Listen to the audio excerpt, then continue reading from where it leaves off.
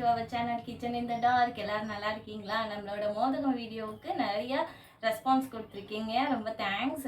எல்லாரும் நிறைய பேர் வியூஸ் பண்ணியிருக்கீங்க, பட் யாருமே சப்ஸ்கிரைப் பண்ண மாட்டேங்கிறீங்களே. கொஞ்சம் சப்ஸ்கிரைப் பண்ணிட்டு பார்த்தீங்கன்னா இன்னும் நல்லா இருக்கும். சரி, இன்னைக்கு என்ன பார்க்க போறோம்னா பூரி, சப்பாத்தி, இட்லி, தோசை, சாப்பாடு எல்லாத்துக்கும் ஆப்டான ஒரு உருளைக்கிழங்கு மசியல். அது எப்படி பண்ணலான்னு வாங்க பார்க்கலாம். வீடியோக்குள்ள போகலாமா? நம்ம என்னெல்லாம் தேவைன்னு பார்க்கறதுக்கு முன்னாடி 3 மீடியம் சைஸ் உருளைக்கிழங்கு எடுத்து வச்சுருக்கேன். அதை ஃபஸ்ட்டு நம்ம குக்கரில் போட்டு வேக வச்சுக்கலாம். அதுக்கப்புறம் என்னென்னலாம் தேவைன்னு பார்த்துக்கலாம். உருளைக்கிழங்கு நம்ம ஆல்ரெடி எப்படி இருக்குன்னு பார்த்துருக்கோம். உருண்டையாக ஒரு ப்ரௌனிஷாக இருக்கும். வாட்டர் ஊற்றி 3 உருளைக்கிழங்கு போட்டேன். ஒரு 1/2 லிட்டர் பக்கமாக வாட்டர் போட்டேன்.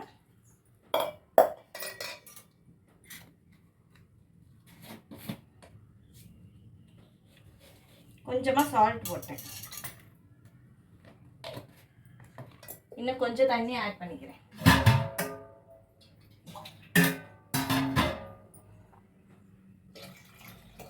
இன்னும் ஒரு 1/2 டம்ளர் கிட்ட தண்ணி ஆட் பண்ணிட்டேன். அடுப்பை பற்ற வச்சாச்சு. குக்கரை வச்சாச்சு.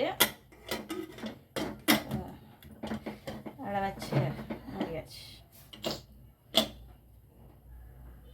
இப்போ என்னென்ன இன்க்ரீடியன்ட்ஸ் தேவைன்னு பார்த்துக்கலாமா? உருளைக்கிழங்கு மசியலுக்கு என்னென்ன தேவைன்னு இங்கே ஷோ பண்ணியிருக்கேன். இது ஒரு மீடியம் சைஸ் வெங்காயத்தை ஃபைனாக சாப் பண்ணி வச்சுருக்கேன். இது ரெண்டு குட்டி குட்டி தக்காளியை ஃபைனாக சாப் பண்ணி வச்சுருக்கேன். மீடியம் சைஸ் ஆர் பிக் சைஸ்னால் ஒரு தக்காளி போதும் 3 உருளைக்கிழங்குக்கு. அதுக்கப்புறம் 3/4 ஸ்பூன் தனி மிளகாப்பொடி வச்சுருக்கேன். கரம் மசாலா தேவையான அளவு, மஞ்சள்தூள் தேவையான அளவு, எண்ணெய் தேவையான அளவு, தாளிக்கிறதுக்கு கடுகு, உப்பு, அவ்வளோதான். உருளைக்கிழங்கு விசில் வரட்டும். 4 to 5 விசில் வரணும். வந்ததுக்கப்புறமா என்ன செய்யலான்னு பார்ப்போம். விசில் இப்போ வரப்போகுது.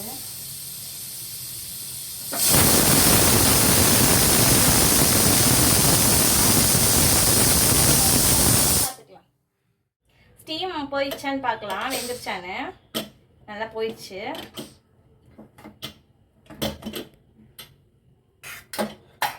வெந்துருச்சான்னு எப்படி தெரிஞ்சுக்கலாம்னா, நல்லா ஒரு கரண்டியை வச்சு நல்லா ப்ரெஸ் பண்ணி பார்த்தீங்கன்னா தெரியும் வெந்துருச்சு. ஸோ உரிச்சிட்டு என்ன பண்ணலான்னு பார்க்கலாம்.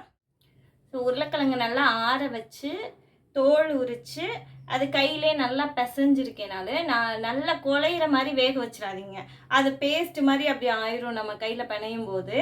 ரொம்ப பேஸ்ட்டாகவும் பிணையக்கூடாது, ரொம்ப தடிமனாகவும் பிணையக்கூடாது. குட்டி குட்டி லங்ஸ் மாதிரி இருக்கணும். அது மாதிரி பிணைஞ்சு வச்சாச்சு. இப்போ என்ன பண்ணலான்னு பார்க்கலாம். அடுப்பை பற்ற வச்சுக்கிறேன்.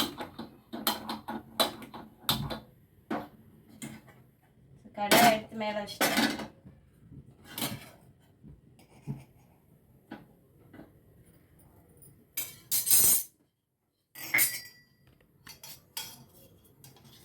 One, 2, 3, 4, 5 1/2 ஸ்பூன் ஊற்றிருக்கேன். நல்லா ஃபுல் ஃப்ளேம் தான் வச்சுருக்கேன். ஆயில் ஹீட் ஆகிட்டுருக்கு. ஸோ நான் இப்போ ஒரு மிஸ்டேக் பண்ணேன். அது எல்லாருமே நம்ம பண்ணுவோம். சைட்டடாக இருந்தாலும் சரி, பிளைண்டாக இருந்தாலும் சரி, அது பண்ணுவாங்க. சரி, நான் என்ன பண்ணிட்டேன்னா தம் போயிடுச்சான்னு பார்த்துட்டு டக்குன்னு ஓப்பன் பண்ண பார்த்துட்டேன் குக்கரை. அது அப்படி ஓப்பன் பண்ணாதீங்க. உள்ளே ஸ்டீம் இருக்க தான் செய்யும். அந்த ஸ்டீம் உள்ளே இருக்கும்போது நம்ம டக்குன்னு ஓப்பன் பண்ணோம் விசில் எடுக்காமல் அப்படின்னா அது வெடிக்கிறதுக்கு கூட சான்சஸ் இருக்குது. அதனால் அந்த தப்பை நீங்களும் பண்ணிடாதீங்க. உடனே விசிலை எடுத்துருங்க. ஃபுல்லாகவே விசிலை அதுலேருந்து ரிமூவ் பண்ணிவிட்டு அப்புறமா தரங்க. ஒரு ஸ்பூன் 1/4 ஸ்பூன் கிட்ட கடுகு போட்டிருக்கேன்.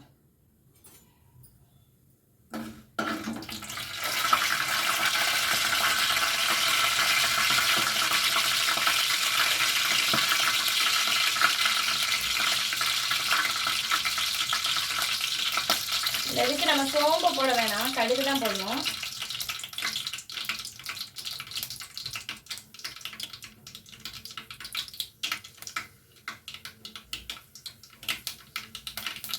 நல்லா பொரிஞ்சிருச்சு.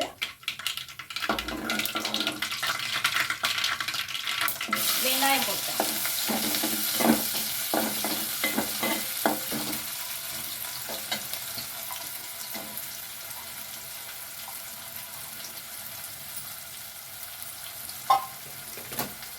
வெங்காயம் கொஞ்சம் நல்லா பிங்கிஷாக நல்லா வதங்கணும். கொஞ்சம் நேரம் மெதுவாக வதக்குங்க. நல்லா சாஃப்ட் ஆகணும் வெங்காயம்.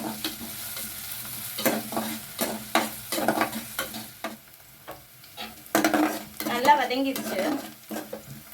ஸோ இந்த ஸ்டேஜில் நான் வந்து ஒரு 1/4 ஸ்பூன் இஞ்சி பூண்டு பேஸ்ட் போட்டுக்கிறேன்.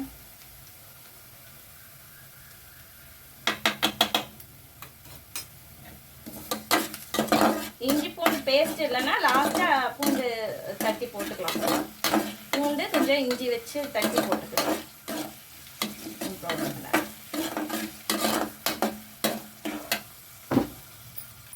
தக்காளி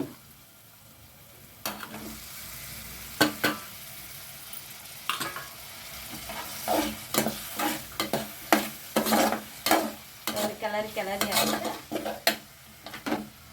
இது கூடவே மஞ்சள் தூள்,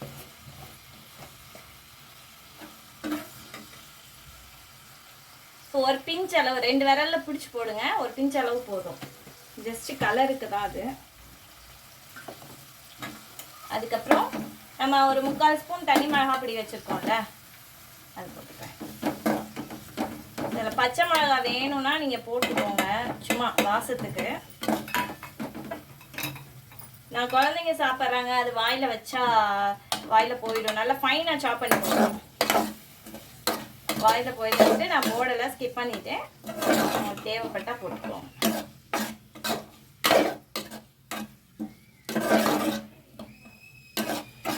தனி மிளகாய் பொடி இல்லை அப்படின்னா சிக்கன் 65 மசாலா இருக்குல்ல, அது சேர்த்துக்கலாம். அது சேர்த்தாலும் டேஸ்ட்டாக இருக்கும். இந்த ஜூஸ் கூடவே நான் வந்து உருளைக்கிழங்க நல்லா மேஷ் பண்ணி வச்சுருக்கோம் இல்லையா, அதையும் சேர்த்துக்கலாம்.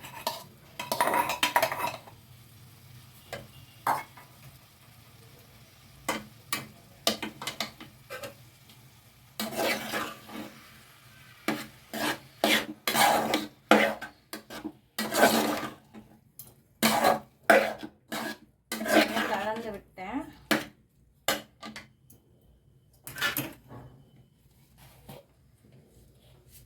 சால்ட் வந்து ஒரு 1/2 ஸ்பூன் கிட்ட 4 விரல்ல பிடிச்சு போட்டிருக்கேன். ஏற்கனவே உருளைக்கிழங்குல வேற சால்ட் போட்டிருக்கோம் நம்ம, அதெல்லாம் பார்த்துட்டு போட்டுக்கலாம். நம்ம கரம் மசாலா வந்து லாஸ்டாக தான் ஆட் பண்ணிடுவோம்.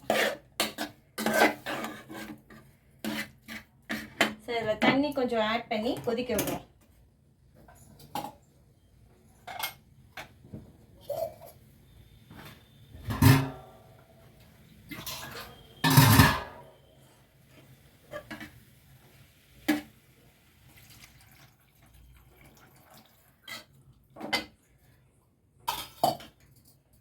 ஒரு 200 ml கிட்ட தண்ணி ஊற்றிருக்கேன்.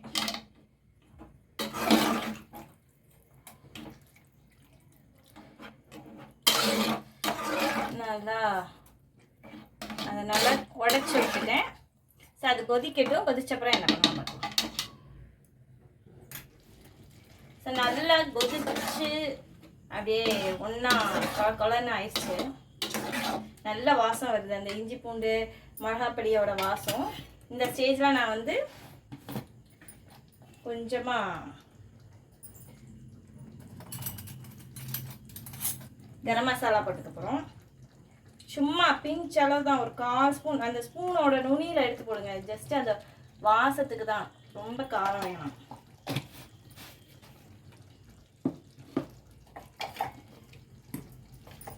அதுக்கப்புறம் நானே அரைச்சி வைக்கிற அந்த கறி மசால் பொடி, அதுவும் ஜஸ்ட்டு ஒரு பிஞ்ச் அளவுக்கு தான்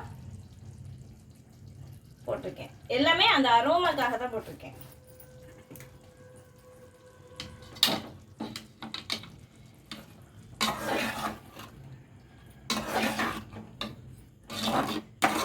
கலந்து விட்டாச்சு. நீங்க சப்பாத்தி பூரி அப்படி அதுக்காக தொட்டுக்க போறீங்க அப்படின்னா கொஞ்சம் செமி சாலிடா இறக்கிடுங்க. அப்படி இல்லை தோசைக்கு உள்ள ஸ்டஃபிங்காக வைக்க போறீங்கன்னா அப்படியே நல்லா கெட்டியாக்கி ட்ரையாக ட்ரையாக கொஞ்சம் முன்னாடி இறக்கிக்கோங்க. இப்போ ஓகே, எல்லாமே முடிஞ்சுது. சப்போஸ் நீங்கள் இஞ்சி பூண்டு பேஸ்ட் சேர்க்கல அப்படின்னா இந்த ஸ்டேஜில் பூண்டு இறக்கி ஒரு கிளறி அப்படியே இறக்கிடுங்க, பூண்டை தட்டி போட்டு. ஓகே, நான் ஆஃப் பண்ணிட்டேன். எப்படி இருக்குன்னு பார்க்கலாமா?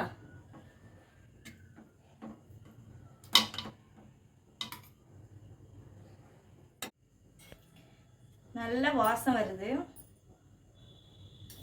செம்ம வாசம். அது லாஸ்ட்டாக கறி மசாலா பொடி போட்டோம் பார்த்தீங்களா, அதோட ஸ்மெல்லு சூப்பராக இருக்குது.